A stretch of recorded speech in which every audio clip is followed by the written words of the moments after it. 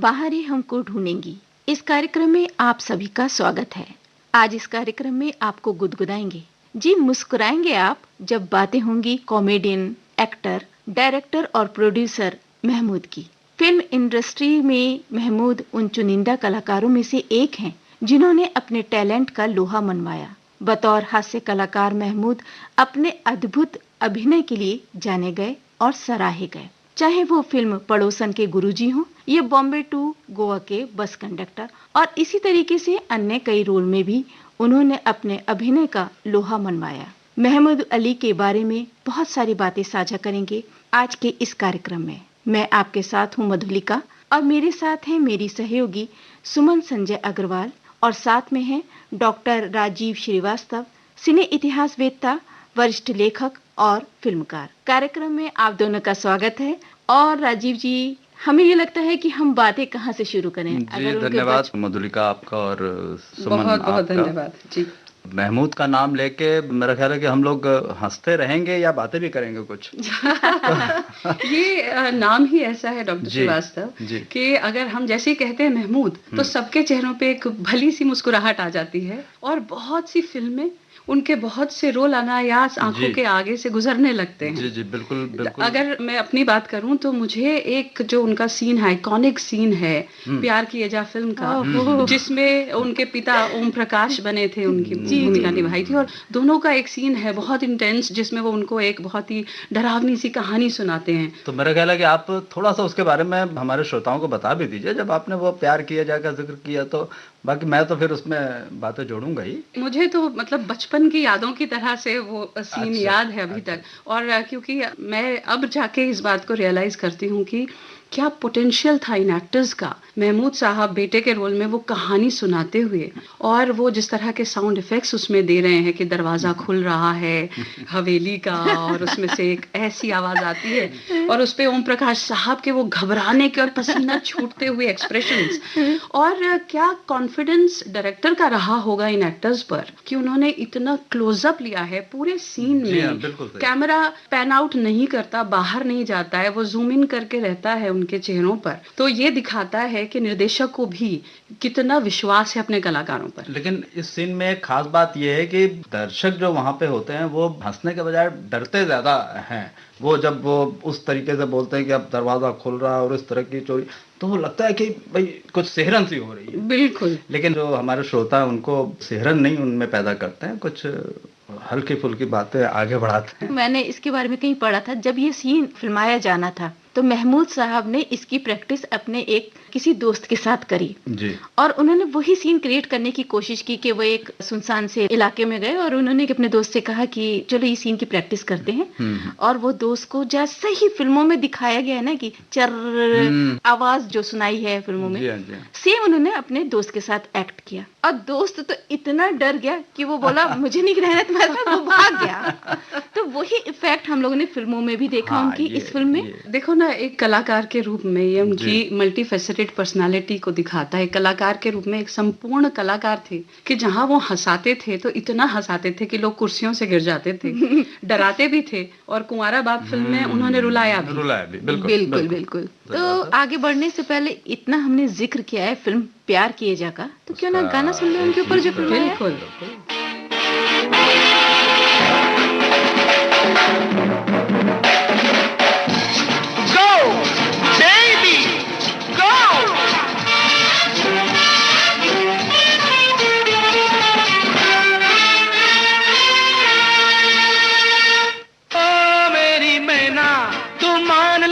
कहना अरे मुश्किल हो गया रहना तेरे बिना।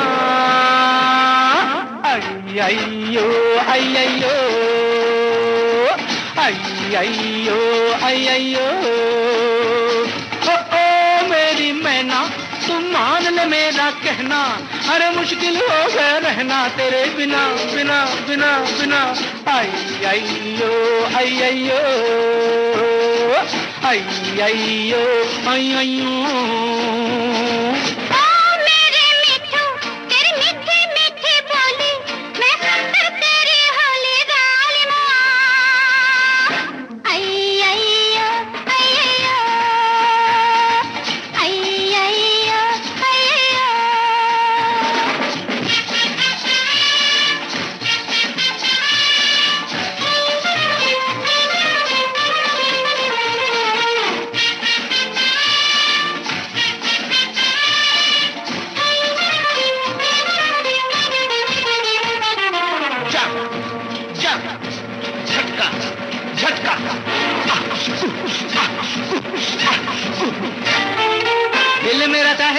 खिड़की में तेरी बन के कबूतर करूं मैं गुटर गूं।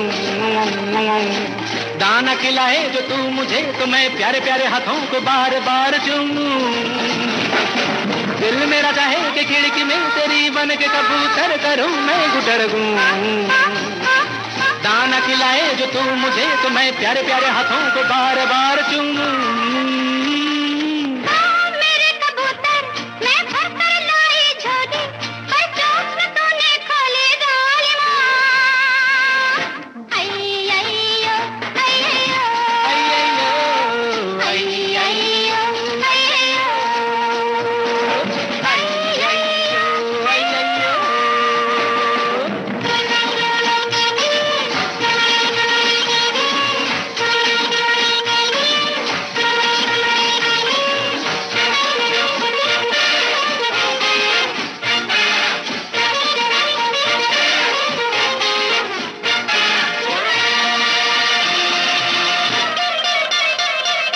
Baby, 1, 2, 3, step, झटका। होती मोमबत्ती तो खिड़की में तेरे पर कई रात में करती उजाला। मगर जलने का वही जाने जो प्यार में हंस हंस के मिटने वाला।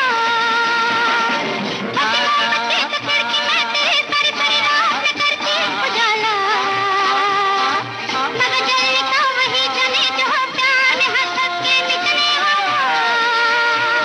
ओ मेरी मोमबत्ती बना ले मुझे पति, मैं हो गया माशरती तेरे बिना।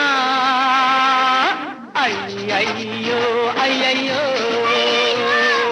आई आई ओ आई आई ओ आई आई ओ आई आई ओ आई आई ओ आई आई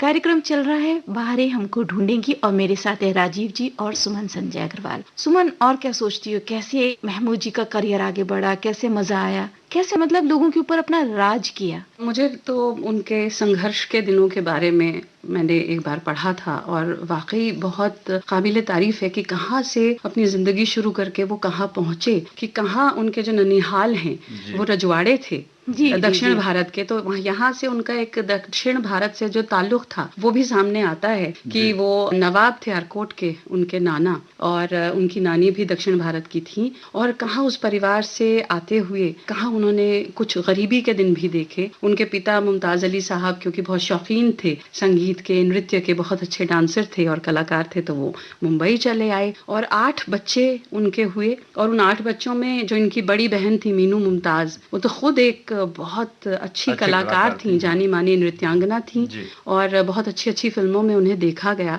और वहाँ महमूद साहब ने छोटे छोटे काम करके किस तरह से अपना गुजारा करना आरंभ किया कि वो पीएल संतोषी साहब के ड्राइवर भी रहे।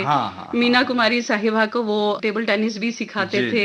और फिर आगे जाके उनकी छोटी बहन मधु से उनका विवाह हुआ। जी जी। तो काफी संघर्ष के दिन उन्होंने देखे। हाँ, संघर्ष की बात यह है कि जैसे कम आयु में जो उन्होंने एज ए बाल कलाकार जो काम किया, तो वो ऐसा नहीं कि वो शौक की वजह से किया, वो करना पड़ा कि कुछ पैसे मिले, वो इस तरह से संघर्ष था। और जैसा कि आपने बताया कि पीएल संतोषी, इनका पूरा नाम प्यारे लाल श्रीवास्तव संतोषी है और इन्हीं के बेटे हैं राजकुमार संतोषी जी, जिनकी वो फिल्म थी अंदाज अपना अपना, वो आखिरी फिल्म थी महमूद साहब की। तो इस तरीके से फिर वो इनके गुरुदत्त के साथ में जुड़ के वो छोटे छोटे रोल सीआईडी में, प्यासा में, और फिर वो 2 बीघा जमीन, उसमें भी किया उन्होंने काम। या फिर श्रीवास्तव साहब एक चीज पूछना चाहूंगी, ये जो एक जानकारी मैंने देखी कि उन्हें अशोक कुमार साहब ने स्पॉट किया, उनकी फिल्म की शूटिंग चल रही थी और उन्होंने देखा एक बच्चा वहां पे खेल रहा है, उछल कूद मचा रहा है, तो उनको उसकी वो शरारतें इतनी पसंद आई कि उन्होंने किस्मत फिल्म में 1943 में उसे अपने बचपन का रोल पहला, हाँ, वो उनकी पहली फिल्म थी as a child artist Mahmood साहब की, वो किस्मत जो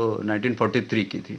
तो ये पहली फिल्म थी। ये बिल्कुल आपने ठीक सुना, क्योंकि ये चंचल किस्म के थे ही, थोड़ा सा बालपन इनका उस किस्म से था। तो यहाँ से इनकी शुरुआत हुई, लेकिन ये शुरुआत जो हुई तो फिर इन्होंने पीछे मुड़ के नहीं देखा। आमतौर पे हम कहते हैं कि कोई लीड रोल मिलता है तब जाके वो किस्मत का दरवाजा खुलता है, लेकिन इनके साथ ऐसा नहीं था। किस्मत से ही उनकी किस्मत का जो दरवाजा था वो खुल चुका था। बिल्कुल। और बाद में फिर सीआईडी, 2 बीघा जमीन, बल्ला सानी साहब के साथ, मतलब इनको जो साथ भी मिला ना, वो भी इतने अच्छे अच्छे कलाकारों का मिला कि उनसे भी उन्होंने कहा, ये बताते थे, मेरी तो इनसे मुलाकात रही है, तो ये बताते भी थे कि मैंने सबसे सीखा है, और दरिया दिली इनकी ये थी कि भाई वो अच्छे अच्छे लोगों को उन्होंने काम दिया, सब कुछ दिया, तो इस तरीके से वो सारी चीज़ें होती रहती थी।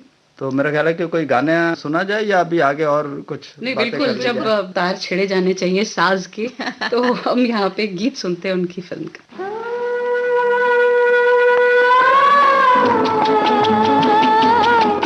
मतवाली आंखों वाले, ओ अलबेले दिल वाले, दिल तेरा रहेगा अगर तू इसे अपना ले। मतवाली आंखों वाले, ओ अलबेले दिल वाले, दिल तेरा रहेगा अगर तू इसे अपना ले। मतवाली आंखों वाले।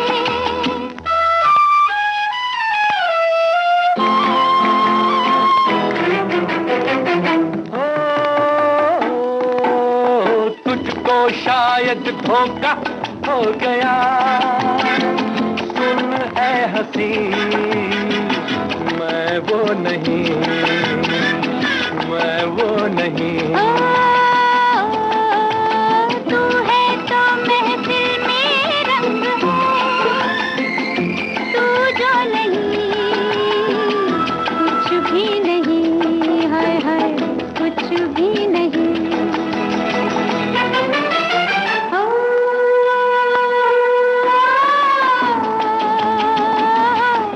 मतवाली आंखों वाले, ओ अलबेले दिल वाले, दिल तेरा रहेगा अगर तू इसे अपना ले।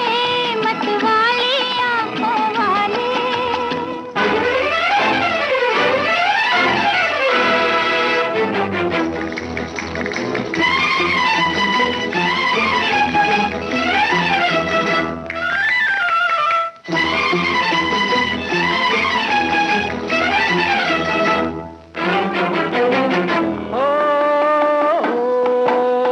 मैं तेरी दुनिया में अजनबी, कहीं और है मंजिल मेरी, मंजिल मेरी।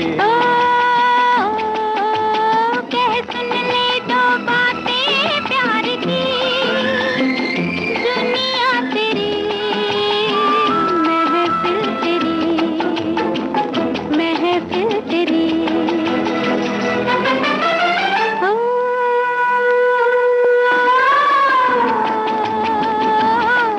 मतवाली आंखों वाले, ओ अलबेले दिल वाले, दिल तेरा रहेगा अगर तू इसे अपना ले।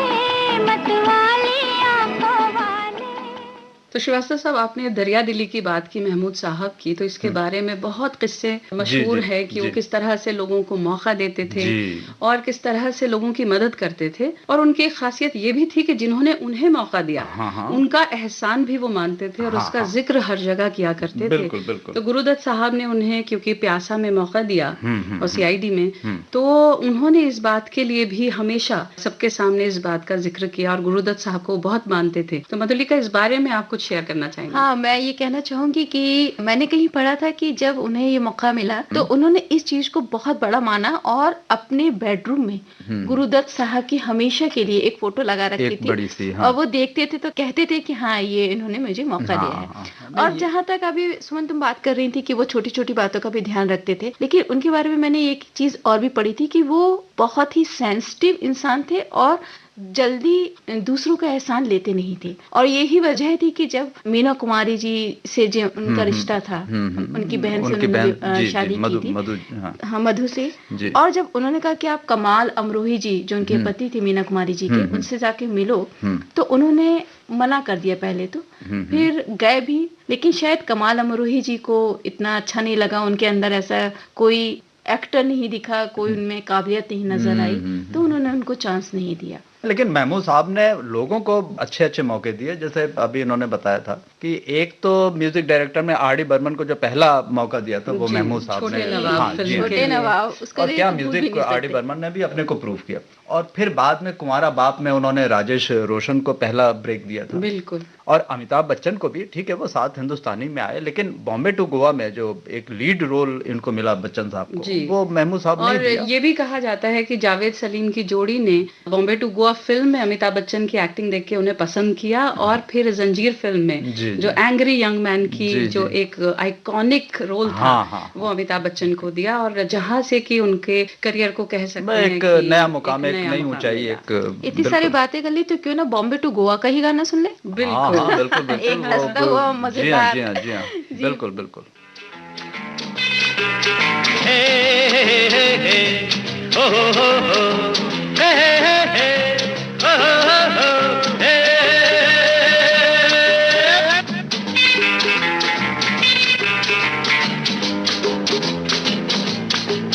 ओ महकी महकी ठंडी हवा ये बता, मेरे यार की गली का क्या तुझको है पता। ला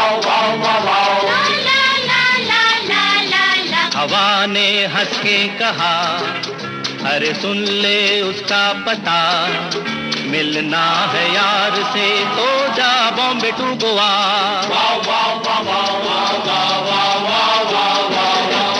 बॉम्बे गोवा बॉम्बे गोवा, बॉम्बे गोवा बॉम्बे गोवा, बॉम्बे गोवा बॉम्बे गोवा, बॉम्बे गोवा बॉम्बे गोवा, बॉम्बे गोवा बॉम्बे गोवा, बॉम्बे गोवा बॉम्बे गोवा, बॉम्बे गोवा या। ये है प्यार का सफर,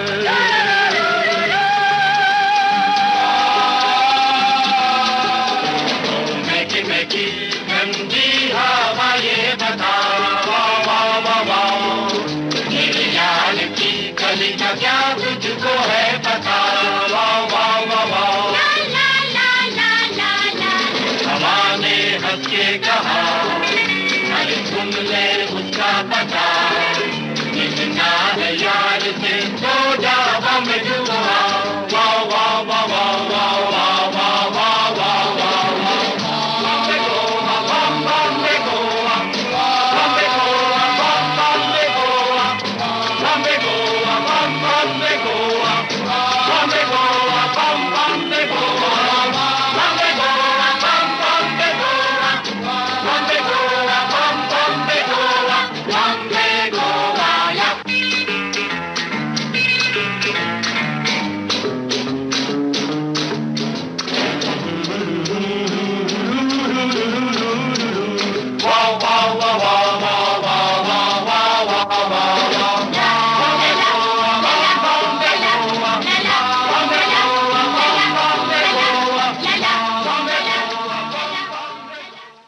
तो हम वापस अभी आ चुके हैं बहारे हमको ढूंढेंगी ढूंढेंगी। में। जी। तो ढूंढना इसलिए नहीं पड़ रहा है क्योंकि हम लोग यहाँ पे हैं और हमारे साथ यहाँ पे सुमन है और ये मधुलिका हैं, मैं तो राजीव हूँ ही।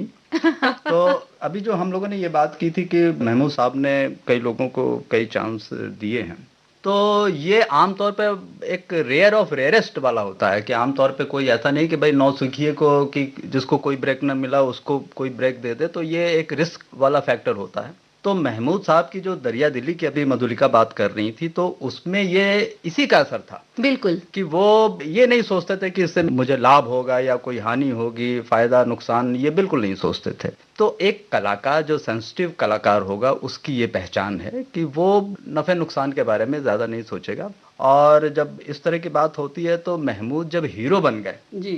एज ए हीरो, मेरा ख्याल है कि एक उनकी फिल्म थी प्यासे पंछी जिसमें वो हीरो थे और वो उनकी नायिका थी, क्या नाम था उनका कुछ, शोभा खोटे। हाँ बिल्कुल। तो ये जोड़ी जो इनकी जमती थी, और प्यासे पंछी में वो मेरा ख्याल है कल्याण जी आनंद जी का संगीत था और उसके गाने भी प्लेबैक मुकेश ने किया, सारे गाने उन्होंने महमूद साहब के लिए गाए। और सुमन, जैसे अभी हम लोग ने जिक्र किया इनकी आर.डी. बर्मन के साथ दोस्ती को जी, लेकर जी। और छोटे नवाब को लेकर, तो इनकी दोस्ती किशोर कुमार से भी उसी दौरान हुई। बॉम्बे टॉकीज के दौरान जब दोनों लोग स्ट्रगल कर रहे थे, तो किशोर कुमार से इन्होंने कहा कि मुझे आप जब फिल्म बनाएं तो आप मुझे एक रोल दे दीजिएगा। तो किशोर कुमार ने कहा कि भाई मैं नहीं चाहता कि मेरा रोल कोई कटे और लोग तुमको ज्यादा याद रखें, ये मतलब तुम मेरे उसमें आके खड़े हो।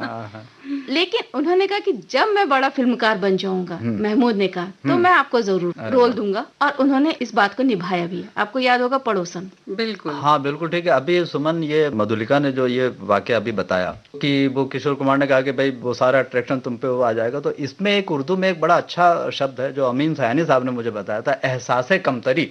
जी, तो इसका मतलब कि उस जमाने में भी इनका जो टैलेंट था वो सामने लोगों को समझ में आता था कि भाई ये इतना टैलेंट है कि ये अगले को डोमिनेट कर जाएगा। बिल्कुल, और जो बाद में सही साबित भी हुआ। हाँ, लेकिन हम आगे नहीं बढ़ेंगे, बढ़ ही नहीं सकते, क्योंकि पड़ोसन फिल्म का अगर जिक्र हो और उसमें एक चतुर नार का जिक्र ना आए, ऐसा तो हो ही नहीं सकता। इसका एक वाक्य मुझे ध्यान आ गया। सुनील दत्त साहब चूंकि इस फिल्म में, तो सुनील दत्त साहब ने मेरे को ये वाक्य बताया।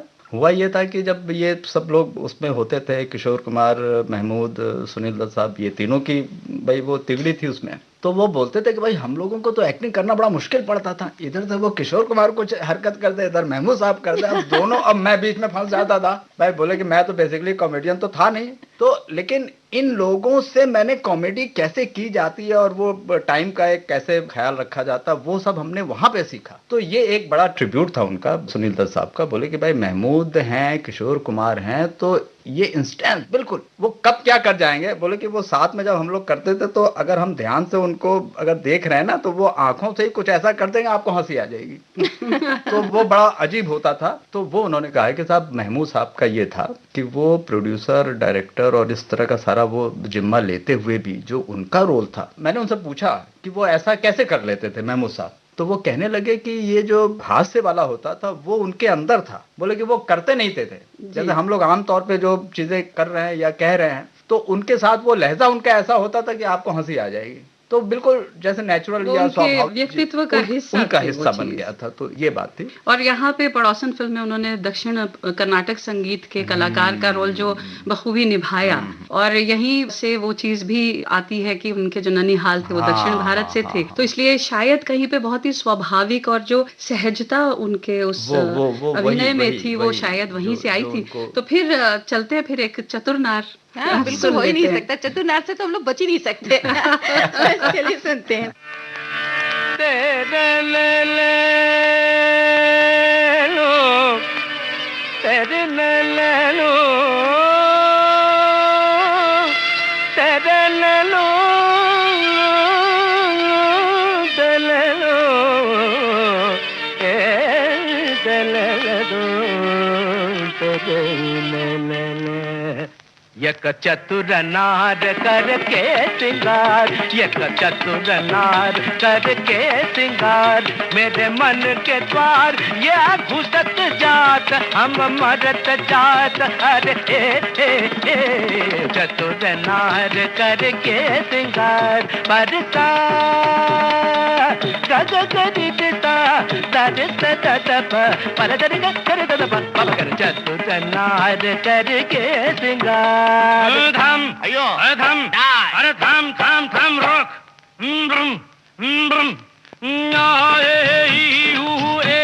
अम्मा नम नम नम नम नम नम नम नम नम नम नम नम बला बला बला बला रे, बला बला बला बला रे, बला बला बला बला रे। एक चतुर नार बड़ी होशियार, एक चतुर नार बड़ी होशियार, अपने ही जाल में हंसत जात, हम हंसत जात, अरे एक चतुर नार बड़ी होशियार।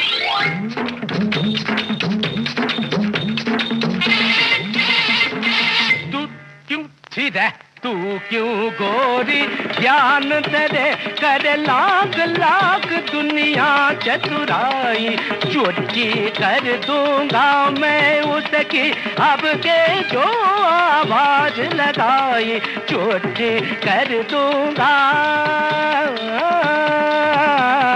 तजम तकजम तकनम तकदम तत्तंगिर तकदिर तकजम तकजम तकनम तकदम तत्तंगिर तकदिर तकतरी तदन तजनु तजनु तजनि तदिनि तजनु तकित तरित दनत जनुत दिनित तकदम तम तकल के बुद्धन चीर भी चक्कर धड़ के बुद्धन चीर भी चक्कर खाने कुछ कुछ के कुछ कर खाने कुछ कुछ के कुछ कर छीट के तोरे मन मत कर छीट के तोरे मन मत कर सब चले गए चितागुड़ चिटिंगी चितगुड़ के कुछ काय हाय हाय जा रे कागा का क्यों शोर मचाए उस नारी का दासन बन जो राह चलत को राह भुलाए काला रे जा रे खारे नाले में जाके तू मुंह धो के आ काला रे गारे ये गड़बड़ जे गारे ये सुर बदल गारे ये हमको भटका गारे ये सुर की तरह दिए ये सुर ये इन्ना आया है तो ये चतुर नार हम छोड़ेगा नहीं दिए ये चतुर नार हम पकड़ कर रखेगा दिए मेरे मन के द्वार ये घुसत जात हम मरत जात अरे चतुर नार करके सिंगार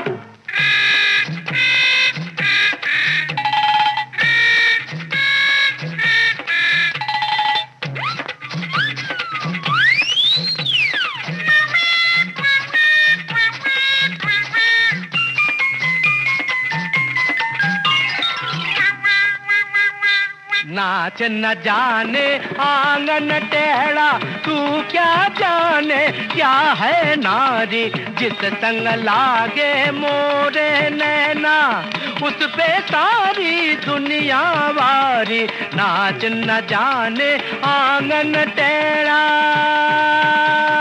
टेढ़ा टेढ़ा टेढ़ा टेढ़ा टेढ़ा टेढ़ा टेढ़ा टेढ़ा टेढ़ा ओ केड़े ओ यार सीधे हो जा बारी चंदनिया बार चकोरे राम बनाई ये कैसी जोड़ी करे नचैया ताता थैया ताल पे नाचे लंगड़ी घोड़ी अरे देखी तेरी चतुराई अरे देखी तेरी चतुराई तुझे सुर की समझ नहीं आई तूने कोरी घास ही खाई अरे घोड़ा बोला घोड़े गाली दिया देखी तेरी चतुर नार घोड़े देखी तेरी चतुर नार घोड़े देखी तेरी चतुर नार करके नार अरे घोड़े तेरे एक चतुर नार अयो घोड़े तेरे एक चतुर नार अयो घोड़े तेरी अयो घोड़े तेरी चतुर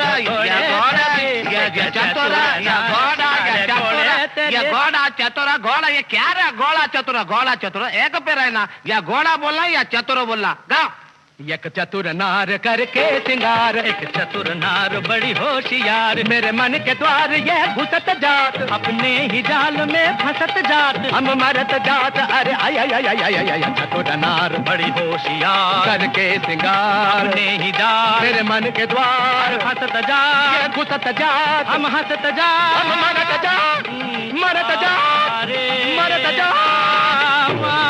अटक गए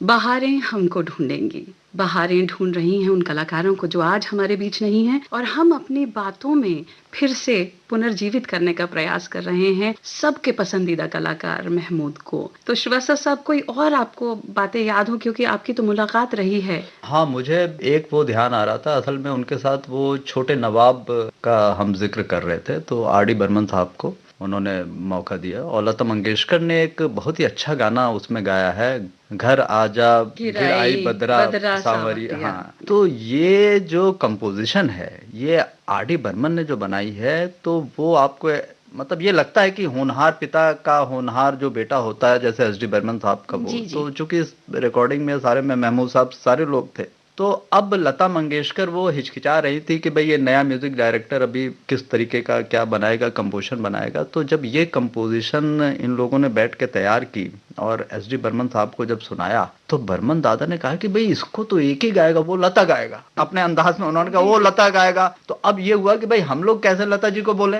जी। तो ये बोला कि नहीं नहीं मैं करता हूँ ना। अच्छा, उस समय थोड़ा सा लता मंगेशकर इनके ताल्लुकात म्यूजिक में नहीं गा रही थी, तो वो थोड़ा सा वो था, लेकिन वो सारी चीजें अलग रख के एस डी बर्मन साहब ने सीधे फोन किया, ओ लता, वो राहुल आरडी ने, वो पंचम ने बनाया गाना, वो तुमने गाना है। और ये बात लता जी ने भी मेरे को कंफर्म की थी। तो लता जी ने कहा कि जैसे ही उनका फोन आया तो वो सारे गिले शिकवे पुराना था वो सब मैं भूल गई। मुझे अच्छा लगा कि दादा ने आगे बढ़ के मेरे को फोन किया। बोले कि मैं गई और रिकॉर्डिंग में वो सारे लोग थे, महमूद थे, वो सब वो बताए थे। बोले कि वो इतना अच्छा लेकिन क्योंकि आपका तो ये व्यक्तिगत एक प्रसंग है, आपने खुद सुना है उनके मुंह से। तो एक चीज जो मैंने पढ़ी है कि छोटे नवाब के इस गाने के लिए जब रिहर्सल हुई थी और क्योंकि इनके ताल्लुकात अच्छे नहीं थे एस डी बर्मन साहब से, लता दी के, तो उन्होंने उनके बंगले की सीढ़ियों में बैठ के रिहर्सल की थी, ऐसा पढ़ने में आता है। तो ये बात कितनी सही है? ये सब अब इसमें कई बातें ऐसी होती है ना जिनको सुन के और आनंद लेना चाहिए। उसके गहराई में ये कि भाई ये सही है या गलत है, लेकिन हाँ मेहनत तो उन्होंने बहुत की। बिल्कुल। लता जी को भी लगा, क्योंकि ये क्लासिकल जो कंपोजिशन है उसमें वो कहती थी कि भाई मैं ऐसा गीत ढूंढती थी कि इस तरह का गीत मेरे को मिले जिसमें मुझे लगे कि अब मैं कुछ कर रही हूँ। तो ये गीत तो, और आज भी देखिए, और जब इस गीत की इतनी तारीफ हो रही है, इससे एक ये बात भी तो जाहिर होती है कि महमूद साहब की वो नजर थी, वो संगीत का वो ज्ञान था कि वो पहचान पाए उस बच्चे की प्रतिभा को। और गीत किसने लिखा ये भी तो देखिए। उस जमाने में इस पहली फिल्म में महमूद के इसमें शैलेंद्र का गीत था। वो क्या बात है, मतलब ये लोग कितने मतलब पारखी लोग थे कि बेस्ट जो उस समय अवेलेबल था, नए होने के बाद में भी उन्होंने शैलेंद्र साहब को लिया जी। तो ये इनके अंदर का जो कलाकार है, जो प्रतिभा लोगों को पहचानती है, तो ये गुण भाई ये रेयर ही कहा जाएगा ना। तो सचिन देव बर्मन जी का क्योंकि जिक्र आया तो एक छोटी सी बात मुझे याद आई जो मैं यहाँ साझा करना चाहूंगी। बहुत ही मजेदार बात है, क्योंकि आपने कहा कि क्योंकि उनके बेटे थे, और कई बार ये होता है कि जो बड़े कलाकार हैं और बहुत आदर्शवादी कलाकार हैं, वो अपने बच्चों को आगे बढ़ाने में भी विश्वास नहीं रखते और उन्हें लगता है कि हाँ ठीक है, प्रतिभा तो है पर शायद उतनी नहीं है, इस तरह का वो उनका विचार रहता है। तो सचिन देव बर्मन साहब का एक इंटरव्यू मैंने पढ़ा था और उन्होंने कहा कि मुझे उस दिन पंचम पे गर्व हुआ जिस दिन जब मैं घूमने जा रहा था, तो पहले लोग कहते थे सचिन देव बर्मन और सचिन देव बर्मन का बेटा राहुल देव बर्मन, लेकिन पहली बार लोगों ने कहा अरे वो आर डी बर्मन के पिताजी जा रहे हैं। हाँ, ये उस तो, दिन मुझे लगा कि हाँ मतलब मेरा गर्व बेटा की बात तो है कि अगर एक बाप अपने बेटे के नाम से जाना जाए तो ये तो गर्व की बात है। इतनी सारी बातें करने सुमन और राजीव जी, गाना तो बनता है। हाँ, बिल्कुल बनता है। अरे वाह, क्या बात। तो सुनते हैं ये गीत फिल्म छोटे नवाब से।